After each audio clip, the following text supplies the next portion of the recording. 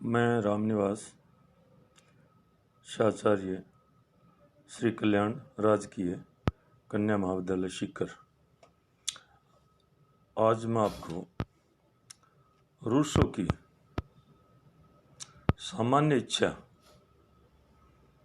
सिद्धांत के बारे में बताऊंगा, चर्चा करूंगा। तो हम इसमें देखते हैं कि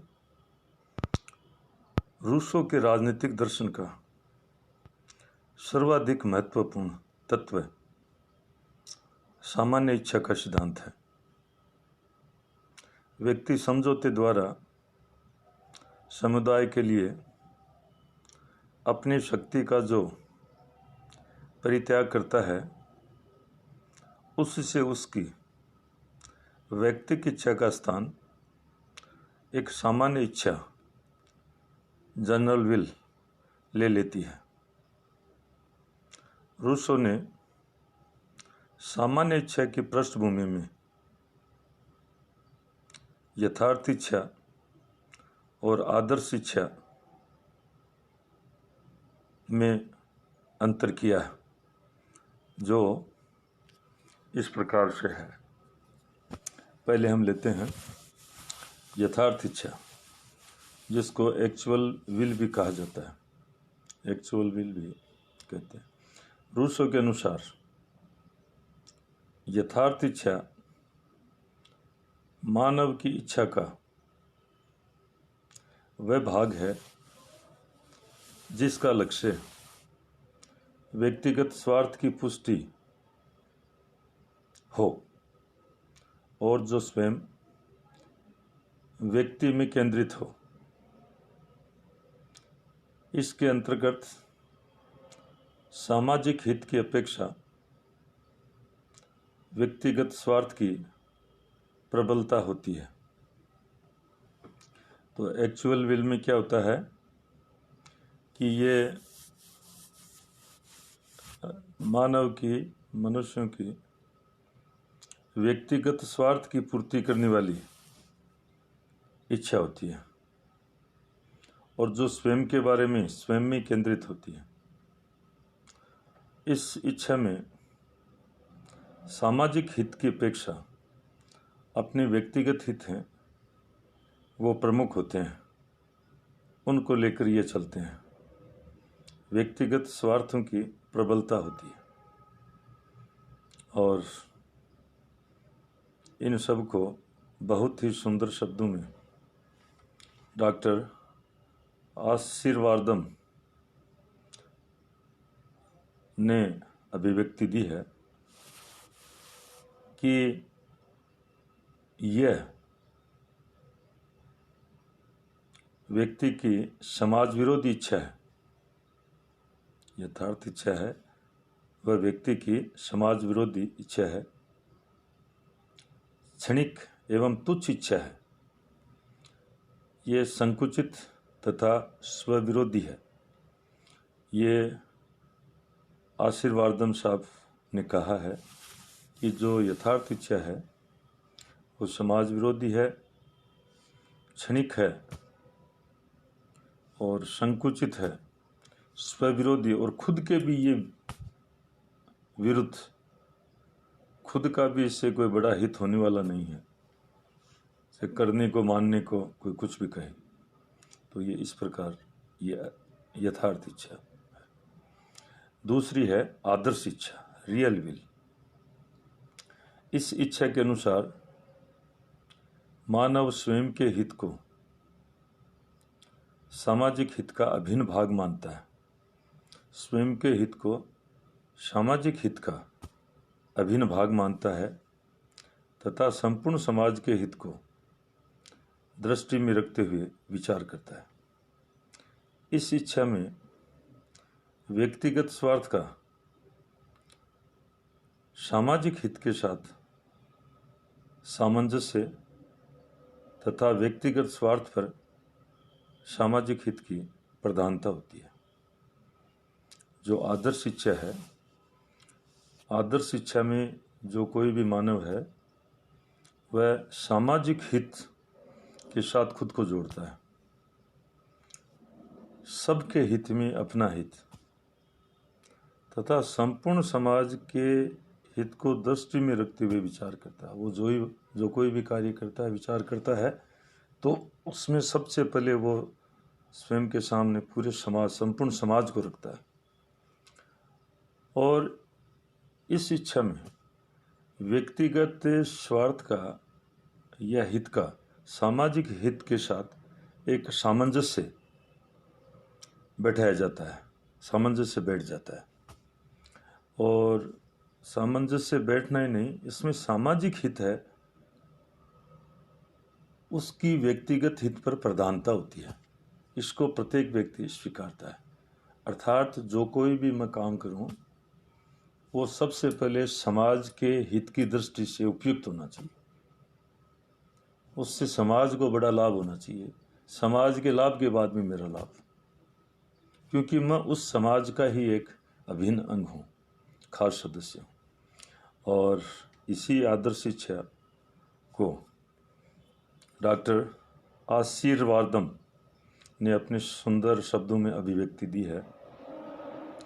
यह जीवन के समस्त पहलुओं पर व्यापक रूप से दृष्टिपात करती है।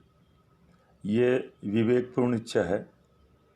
ये व्यक्ति तथा समाज के सामंजस्य में प्रकट होती है।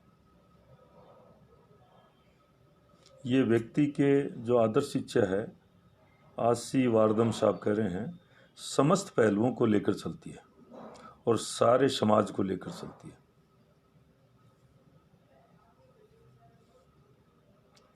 तो ये है इसमें। आगे हम एक प्रसिद्ध विद्वान हैं ग्रीन, उन्होंने भी सामान्य इच्छा को अपने शब्दों में प्रकट किया है कि सामान्य इच्छा की सूक्ष्म और अति अर्थपूर्ण व्याख्या करते हुए लिखा है। ग्रीन साहब ने सामान्य इच्छा की सूक्ष्म और अर्थपूर्ण व्याख्या करते हुए लिखा है कि सामान्य आदर्शों की सामान्य चेतना ही सामान्य इच्छा है। जो सामान्य आदर्श हैं, आदर्श, उनके प्रति जो सामान्य चेतना है, वो ही सामान्य इच्छा है। और एक इसी धारा के रूसो के विचारों को के आधिकारिक विद्वान को लेकर उनकी काफ़ी अच्छी समझ रही है। बोसांके के अनुसार सामान्य इच्छा संपूर्ण समाज की सामूहिक अथवा सभी व्यक्तियों की ऐसी इच्छाओं का समूह है जिसका लक्ष्य सामान्य हित की पुष्टि हो। ये बहुत ही सुंदर शब्दों में बोसांके साहब ने हमारे सबके सामने इसको रख दिया है, सारगर्भित शब्दों में रखा है। और ये जो 3-4 विद्वानों का हमने जो विवेचन किया है, इनकी जो परिभाषा कह दो, कथन कह दो, और उसके आधार पर ये स्पष्ट हो जाता है कि सामान्य इच्छा के 2 अंग हैं। एक है सामान्य व्यक्तियों की इच्छा और दूसरा है सामान्य हित पर आधारित इच्छा। सामान्य इच्छा के इन दोनों अंगों में द्वितीय प्रथम से अधिक महत्वपूर्ण है। जो सामान्य हित पर आधारित इच्छा है ना, वो ज़्यादा इम्पोर्टेंट है। जैसा कि स्वयं रूसो ने कहा है, मतदाताओं की संख्या से कम तथा उस सामाजिक हित की भावना से अधिक तथा उस सामाजिक हित की भावना से अधिक इच्छा सामान्य बनती है, जिसके द्वारा वे एकता में बंधते हैं। तो स्वयं रूसो ने यहाँ पर संख्या पर ज़्यादा बल न देकर उस सामाजिक हित की पुष्टि की जो भावना है, सामाजिक हित की जो भावना है, उस भावना से सामान्य इच्छा बनती है। और वो सामान्य भावना ही, सामाजिक हित की सामान्य भावना ही पूरे समाज को एकता में बांधे रखती है। तो इस प्रकार से ये है। अब हम थोड़ा सा सामान्य इच्छा का निर्माण कैसे होता है इस पर विचार करेंगे।